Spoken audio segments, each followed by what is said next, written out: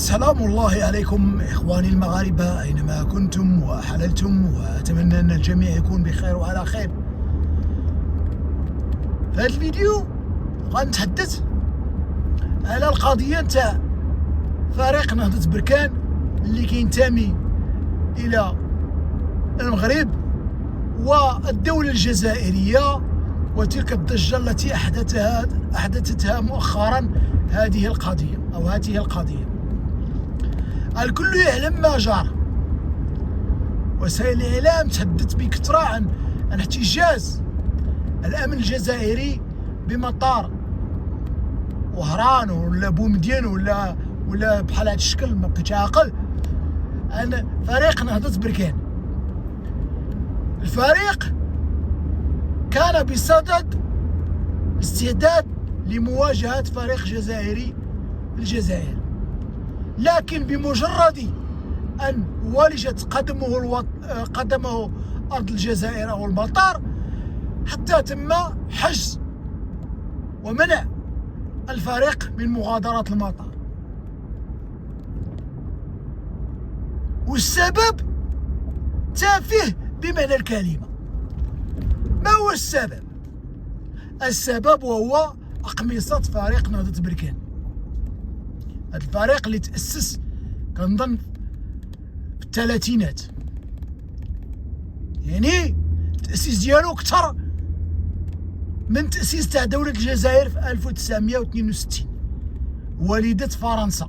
الكل يعلم هذا. لولا فرنسا لما كانت الجزائر، ولولا فرنسا لما كان بومدين، ولولا فرنسا لما كان الشاذلي بن جديد، ولو فرنسا لما كان بن بلة، ولو فرنسا لما كان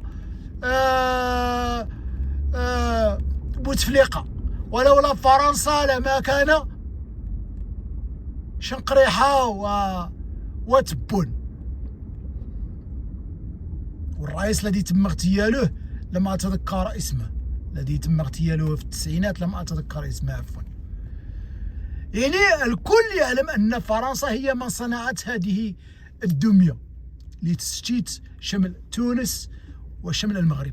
يعني خدات أراضي من تونس وأراضي مغربية وأساسات فرنسا اللي تابعة ثقافيا وسياسيا وحتى حكما تابعة لفرنسا، مازال تابعة لفرنسا. فرنسا هي اللي كتحكم فيها، راه كيبوسوا اليدين تاع الفرنسيين، بوسوا اليدين تاع الجنرال الفرنسيين، لأنهم يعلمون علم اليقين أن فرنسا هي من خلقتهم.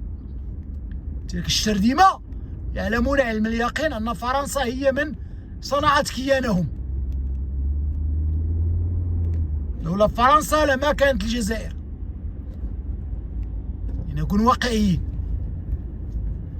هذه الضجة التي أحدثها احتجاز فريق نهضة بركان لمجرد ارتدائه قميصة تحمل العالم المغربي وخارطة المغرب التي لا نقاش فيها. المغرب في صحرائه والصحراء في مغربها لا نقاش فيه. كل الثوابت التاريخية والشرعية والقانونية تثبت على أن المغرب في أرضه، وأن الصحراء تابعة لحكم العلويين لسنين خلت، حتى أن تلمسان فهي أراضي مغربية. وإن شاء الله عاجلا أم آجلا سنسترجع تلك الأراضي، عاجلا أم آجلا سنسترجع تلك الأراضي. شوف الغباء نتاع السياسيين الجزائريين الإخوان، كيناضلوا على القضية الفلسطينية، تحرير الشعوب، كيناضلوا على كذا، ولكن هي كيهضروا، هي كيحلوا فمهم داك الناس. إلا كنتي كتناضل على قضية الشعوب، يعني أن المغرب له حق في صحرائه لا جدال فيها. وأنتم من صنعتم، أنتم والقذافي رحمه الله من صنعتم، ومصر من صنعت جبهة البوليساريو، تلك الشرذمة أو العصابة أو المجرمون، أنتم من صنعتهم. وهذه 30 سنة ولا 50 سنة وأنتم تدفعون الملايير. لا صحراء أخذتموها ولا البوليزاريو حققت لكم مبتغاكم، وتبقى الحال على ما هي عليه. يعني انتم ابتليتم بشر دماء من المجرمين. إلا كان بقى فيكم الحال ياك كتقولوا الجزائر أرض واسعة، وعطيهم أرضكم، هي في أرض الجزائر وخليهم تماك. كتقولوا الصحراء الغربية، راه ما كاين لا صحراء غربية لا والو. على دمائنا ولا أجسادنا ستدخلون تلك الصحراء. الأجداد ديالنا والأعمام ديالنا والأخوال ديالنا ذهبت دماؤهم في السزاق، المحبس، وسرد وغيرها. يعني راكم ما غاديش تدخلوها، راهو طلعوا للسماء ونزلوا، ما غاديش تدخلوها.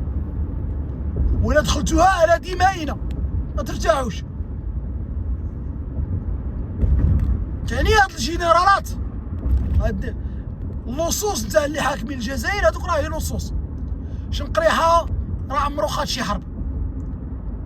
داك الطريحة اللي عطاوها المغاربة في نيل تما يلقاو عليه القبض في حرب الرمال، مازال كتاكل فيه.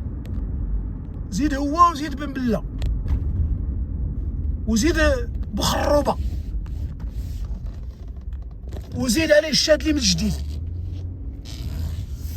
وجينا عليه بوتفليقة. هاد الناس هادو كلشي كلاو طريحة من عند المغاربة، والمغاربة أسياد فوق رؤوسهم. المغاربة أسياد فوق رؤوسهم. تقولون ما لا تفعلون، تقولون ما لا تفعلون. إن كانت الصحراء مغربية،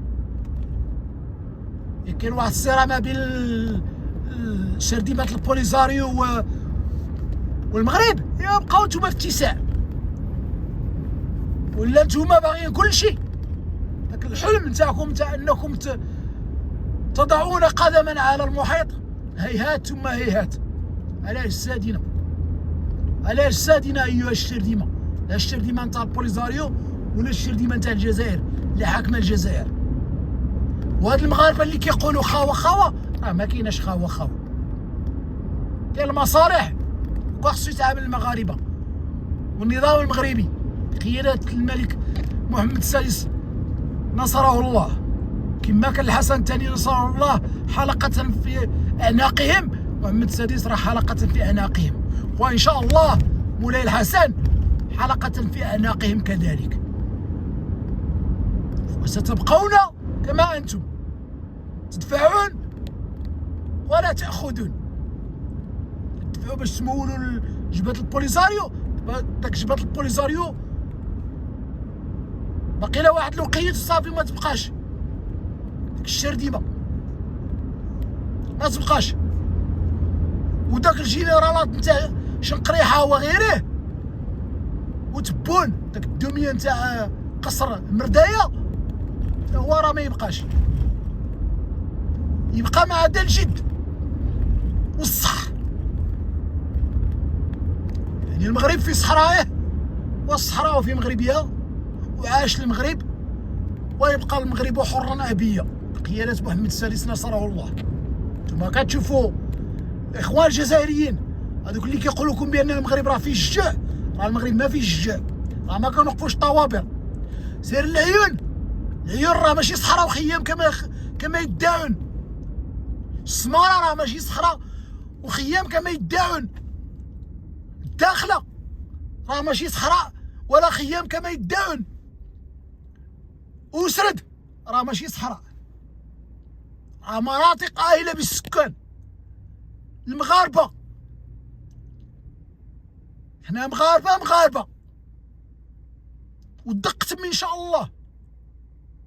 وداك الاحتجاج نتاع داك فريق نهضة بركان ما هو الا خير فعلتموه فينا. زدتو نورتو، عطيتو للعالم واحد الفكرة على الجارة التي ابتلانا الله بها. الجارة التي ابتلانا الله بها. لو كنتم أنتم كما تدعون باغيين الخير للمنطقة، أنتم والمغرب ما تبان لا فرنسا لا بلجيكا لا امريكا. راه نتوما تمشيو تخدموا عندنا وحنا نمشيو نخدموا عندكم. نتوما تستافدوا بخيراتنا وحنا نستافدوا بخيراتكم. نتوما عندكم البترول، عندكم الغاز، حنا لنا الفلاحه. هاد جوج دولات المغرب والجزائر بقاو يحقوا الاكتفاء الذاتي لافريقيا. حقوا الاكتفاء الذاتي لافريقيا الا كتكون عندكم واحد الغيره، الغيره على الشعب الجزائري وعلى الشعوب الاخرى، تونس، ليبيا، موريتانيا، افريقيا. نتوما كتخسروا الملاير، هي كتعطيوها لواحد المجرمين كيتفتحوا على ظهركم اوطيلات والسفريات والسيارات الفخمه في اسبانيا وفي اوروبا وميريكان. ايوا نتوما جوعوا الشعب ووقفوه، جوعوا الشعب، خليو الشعب مسكين يموت، طحنوه. هذه هي الفكره ديالكم. خالد نزار ضرب الاباده في الثمانينات والتسعينات، وانتوما الان عاوتاني مكملينها في 2000 تجويع الاباده للشعب الجزائري. ما قلت لو كان الخير فيكم وضعتم يدا في يد المغرب وحقوا واحد النهضه، خلقوا منطقه استراتيجيه عسكريا اقتصاديا سياسيا اقليميا. ولكن نتوما لا، نتوما شرديمان تاع الخراب ياتي منكم مع هذا الخراب والجوع. ننصح الاخوان المغاربه، ما كاين لا خا ولا والو، سياسه المصالح وسد الباب واستريح. الاخوان المغاربه كونوا بخير ولا خير، والسلام عليكم ورحمه الله تعالى وبركاته.